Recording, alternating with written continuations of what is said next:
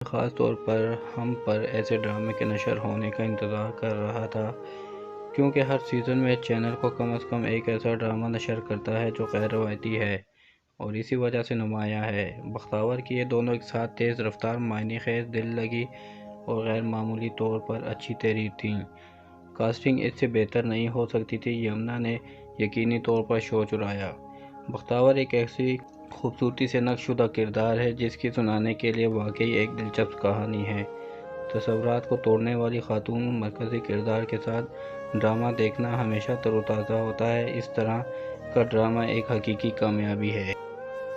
مصنف نے ان دو اقساط کو لکھتے ہوئے کم از کم دو معروف حقیقی زندگی کی کہانیوں سے متاثر کیا، جو میں نے بہت ذہین محسوس کیا، کیونکہ کہانی کی بنیاد ایسی ہے کہ یہ ایک خاص قسم کی تنقید کو دعوت دے سکتی ہے۔ اکثر ناظرین کو ایسی کہانیاں ناقابل یقین لگتی ہیں کیونکہ وہ ان سے کوئی تعلق نہیں رکھ سکتی، لیکن جب آپ نے ایک حقیقی زندگی کی خاتون کا انٹرویو دیکھا ہو جس نے اپنی زندگی کا آدھا حصہ مد کے بھیز میں لاہور کی سڑکوں پر گزارا، تو آپ مصنف کو اس کے لیے پکار نہیں سکتے۔ افسانے لکھنا جو بہت سے لوگوں کے لیے حقیقت سے بہت دور ہو سکتا ہے۔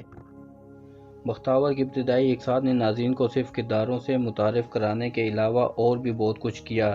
انہوں نے ناظرین کو ایک غیر متوقع، دل دہلا دینے والی مہم جوئی پر لے لیا جس کی قیادت خود بختاور کر رہے تھے۔ بختاور کا سفر اپنی پیاری بہن کو اپنے والد کے ایک غلط فیصلے سے کھونے اور مالی وسائل کی کمی کی وجہ سے اپنے اکلوتے بھائی کو کھونے سے شروع ہوا۔ جن لوگوں نے اس کی حفاظت کرنی تھی، ان کے ہاتھوں استحصال پہلی قسط سے شروع ہوا اور آخر تک جاری رہا۔ شروع سے ہی مصنف نے یہ حقیقت قائم کر دی کہ تمام تر مشکلات اس کے خلاف ہونے کے باوجود بختاور خود کو تعلیم دے کر اور اپنے پاؤں پر کھڑی ہو کر کچھ فرق کرنا چاہتی تھی۔ اپنی بہن کے ساتھ وہ ایک منظر جس میں وہ اس سے کہتی ہے کہ وہ اپنے جیسی قسمت کا شکار نہ ہو، پہلی قسط کی خاص بات تھی۔ اس نے پہلے سے پرعزم بختاور کو اور زیادہ کر دیا۔ یمنا زیدی نے ایک مضبوط لڑکی کا کردار ادا کیا جو اشکلا میں بھی خود کو تعلیم دینا اور اپنی تقدیر بدلنا چاہتی تھی، لیکن اس کردار کو اتنا اچھا نہیں لکھا گیا۔ بختاور نے صرف اپنے لیے یا اپنی ماں کے لیے بات کی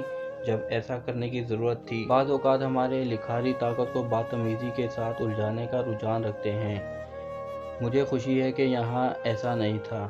اس کی طاقت اس کے تیز فیصلوں اور اقدامات سے ظاہر ہوئی تھی، نہ کہ اس لڑائی سے جو اس نے اپنے ساتھ ظلم کیا تھا۔ یمنا زیدی کی اس کارکردگی کے علاوہ ان کا کوور اور اس سے بہتر نہیں ہو سکتا تھا۔ وہ پہلے سے کہیں زیادہ کم عمر لگ رہی تھی، جس کے لیے مجھے یقین ہے کہ اس کردار کی ایک اہم ضرورت تھی۔ اس کے تاثرات یقینی طور پر اس تاثر میں اضافہ کرتے ہیں کیونکہ وہ اپنے کردار کی ایک خاص معصومیت کو سامنے لاتی ہیں۔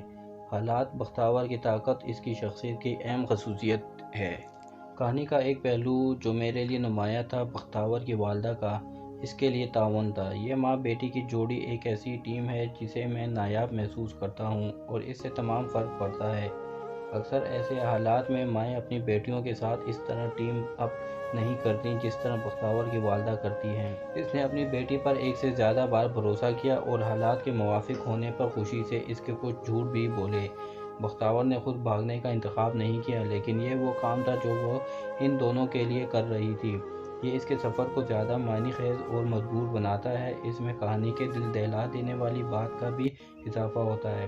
جب بختاور اپنے گھر سے خود ہی چلی جاتی تو غائب ہو جاتی۔ ہمانو اب اس کردار میں بالکل فٹ بیٹھتی ہے، خاص طور پر اس لیے کہ انہوں نے ایک بار بھی جذباتی منظر کو زیادہ نہیں کیا۔ اس کی کارکردگی ٹھیک ٹھیک رہی ہے، لیکن یہ ناظرین پر ایک تاثر چھوڑتی ہے۔ کہانی کا ایک پہلو اور بھی ہے جس نے مجھے متاثر کیا، وہ یہ تھا کہ اگرچہ بختاور کو بہت سارے لوگ مل چکے ہیں جنہوں نے اس کا استحصال کرنے کی کوشش کی، لیکن اسے کبھی بھی شکار کے طور پر پیش نہیں کیا گیا۔ میں نے اپنے آپ کو کسی بھی چیز سے زیادہ اس کے لیے جوڑتے ہوئے نہیں پایا۔ اور پھر عہد کا کردار تھا جس نے یکجہتی کو توڑا اور دکھایا کہ مصنف نے اس اسکرپٹ کو کھلے ذہن کے ساتھ لکھا ہے۔ اس کردار کے ذریعے یہ پیغام بھی بھیجا گیا کہ تمام مرد ایک جیسے نہیں ہوتے۔ اس نے بختاور کی تجویز مسترد کرنے کے بعد بھی مدد کی۔ اس کردار نے مجھے گناہن میں کامل کا کردار یاد دلایا۔ ہمیں ڈراموں میں ایسے مزید مرد کردار ضرور دیکھنے کی ضرورت ہے۔ ان پہلی دو اقساط میں عہد کا کردار اہم تھا، لیکن اس کے باوجود اہم تھا۔ بختیور کا زیادہ تر سفر اس بات پر مرکوز تھا کہ ایک ایسے معاشرے میں لڑکی کے لیے اپنی بنیادی ضروریات کو پورا کرنا کتنا مشکل تھا جو اس پر مسلسل دباؤ اور حدود ڈال رہا تھا۔ یہ یقینی طور پر ایسی چیز تھی جس نے گھر کو مارا، کیونکہ زیادہ تر خواتین کو ایک سے زیادہ بار اسی طرح کے حالات کا سامنا کرنا پڑ رہا ہے۔ دوسری قسط کے اختتام تک بختیور نے فیصلہ کر لیا تھا کہ وہ اپنی اصل جنس اور شناخت کو چھپائے بغیر اپنے خوابوں کو پورا نہیں کر سکتی۔ یہ واقعی افسوسناک تھا، خاص طور پر اس حقیقت پر غور کرتے ہوئے کہ بختیور خود کو بیٹا نہیں بلکہ بیٹی ثابت کرنے کے لیے پرعزم تھی۔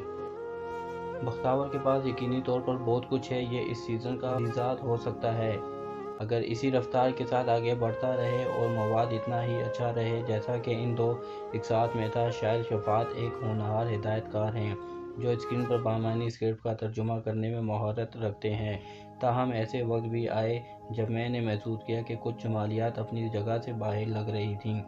بختیور اور اس کی والدہ کے کمرے کا بستر جب وہ اپنی سہیلی کے گھر میں رہ رہے تھے اور ان کے لیے کرائے کے کمرے کے پردے اس سیٹ پر آپ کے لیے بہت سجیلا اور جدید لگ رہے تھے جو دکھایا جا رہا تھا۔ اس کے علاوہ اداکاروں کے میک اوور بصری طور پر خوشنما ہونے کے ساتھ ساتھ حقیقتانہ بھی تھے، نیز یہ دونوں اقساط مجموعی طور پر سب سے زیادہ اچھی طرح سے رکھے گئے تیز رفتار تھے جو ہم نے طویل عرصے میں دیکھے ہیں۔ میں نے محسوس کیا کہ پہلی قسط میں تھوڑی جلدی تھی لیکن دوسری قسط میں پیش کرنے کے لیے بہت کچھ تھا، جس کا مطلب ہے کہ مصنف کہانی سنانے کا خواہشمند ہے اور اس کے پاس ناظرین کو جھنجھوڑ کر رکھنے کے لیے کافی مواد ہے۔ کہانی کی بنیاد بالکل نئی ہے، پرفارمنس پوائنٹ پر آ رہی ہے۔ کیا آپ نے بختیور کی یہ دونوں اقساط دیکھی ہیں؟ ان کے بارے میں اپنے خیالات کا اظہار ضرور کریں۔